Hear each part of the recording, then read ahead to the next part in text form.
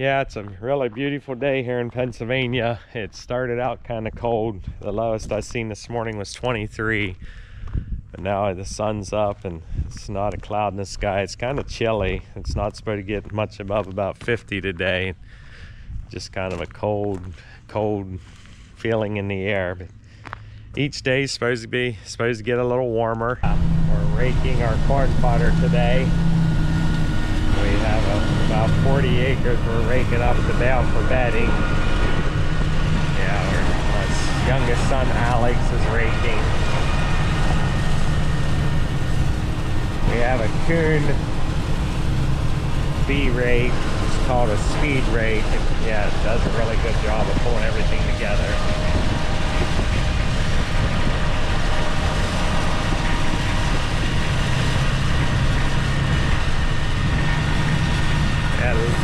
We mowed this last Friday. This is Thursday of the next week. It's we had some showers of rain there over the weekend, but it's a little wet underneath, so we're raking it up. Hopefully here next day or two it'll really dry out and we can get it baled. I'm not sure. We were hoping to bale it today, but I don't know if that's going to happen or not. Yeah, he's raking with our one tractor that has a loader on it. It's a Case IH Maxim 150. We just got it about a year and a half ago. I think it's a 2018 model maybe. It's a really nice tractor. Handles a lot of jobs very gracefully.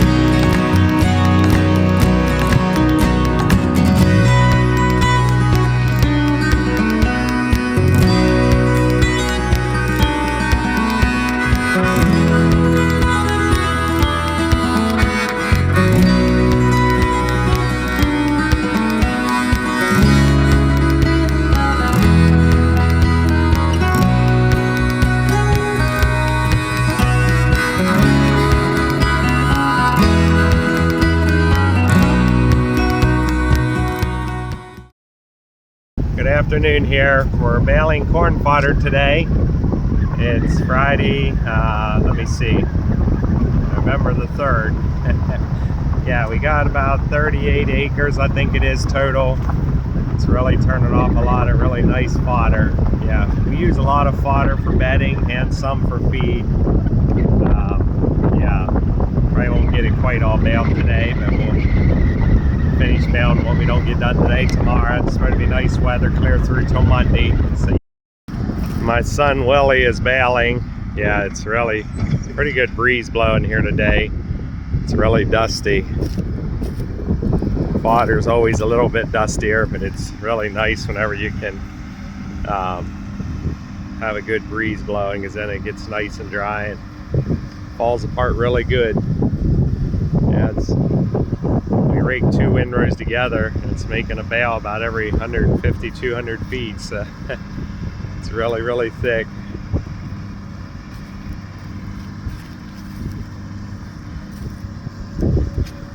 Yeah, I said about probably get around, I don't know if we'll get close to 250 bales off of this, at least probably, and maybe a few more even. But yeah, total for the year we'll probably have baled 550 or 600, maybe even a few more than that. I'd have to do a little figuring here. Yeah, might actually be closer to 650 or 700. So we bale some up and wrap it wet for feed. It makes really nice feed for the dry cows. I mentioned about that before, the dry cows and heifers. But yeah, getting ready to pop one out. There are 4x6 bales. We have a Massey Ferguson round baler. It bales them really tight.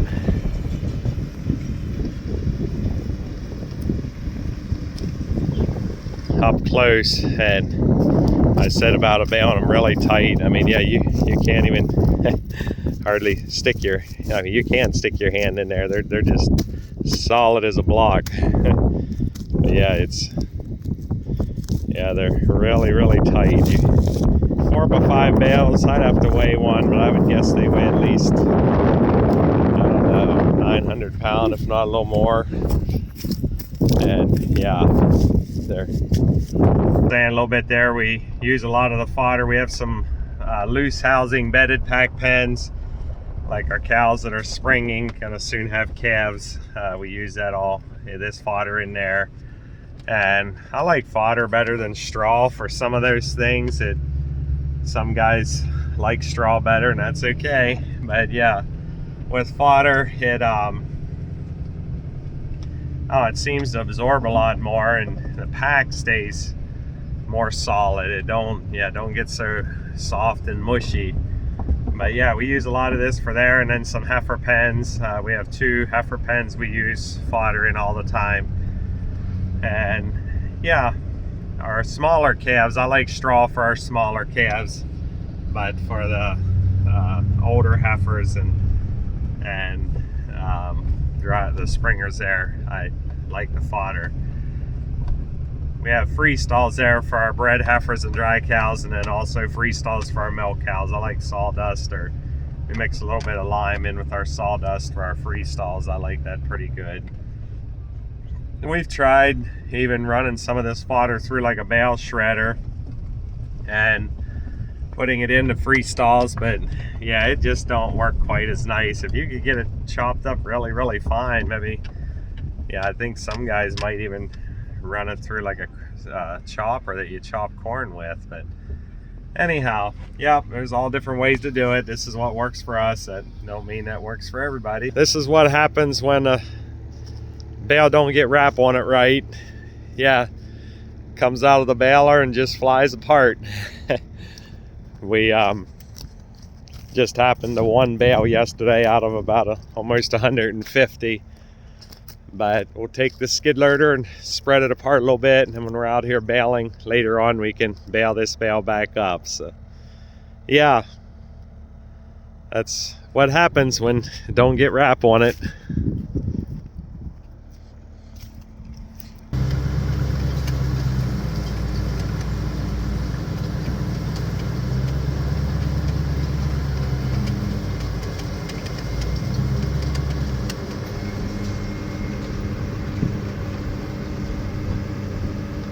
He's got another bale already, getting ready to pop it out.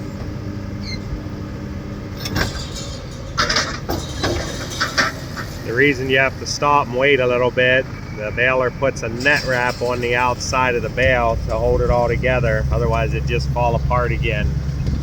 And yeah, it just takes a few, about, I don't know, 15-20 seconds to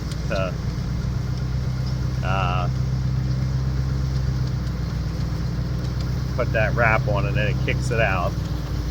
Yeah, there's a monitor inside the tractor cab that controls everything on the baler, or I'd say controls everything. It runs off a PTO, obviously, power takeoff shaft.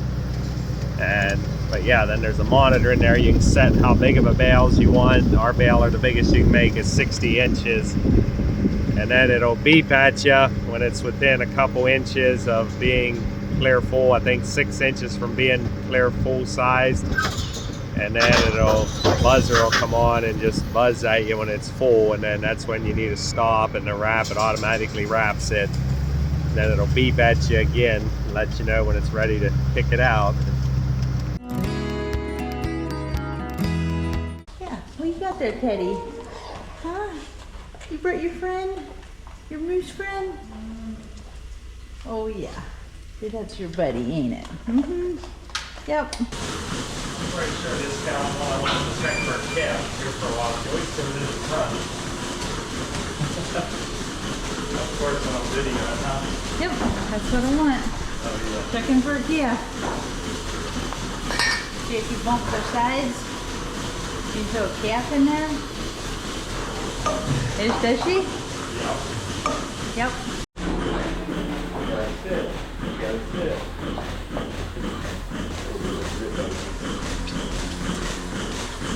Good morning. It's Tuesday morning again, and we're milking cows, my wife and I. Yeah, there a little bit ago you seen me bumping a cow. Cow, from the time they're bred till they have a calf, is rated 9 months, or a couple days over 9 months, and we dry them off 2 months before they have their next calf. So we milk them, yeah, it's usually 2 to 3 months when they have a calf till we breed them, so it's another 7 months till we dry them off. Right before we dry them off, I always like to bump them for a calf. You can feel them on their side when you bump them only on the right hand side. When you stand behind them, you're on the right hand side. So our parlor, the way it is, on the one side I can bump them while they're here getting milk, but every now and then we have a cow that always comes in on the certain side of the parlor, and I can't bump her from the left side. So yeah, that's why every now and then I have to get up beside on the other side. And the reason I like to bump them is there's always a chance they could have aborted or something else could have happened. I don't like to dry a cow off that don't have a calf.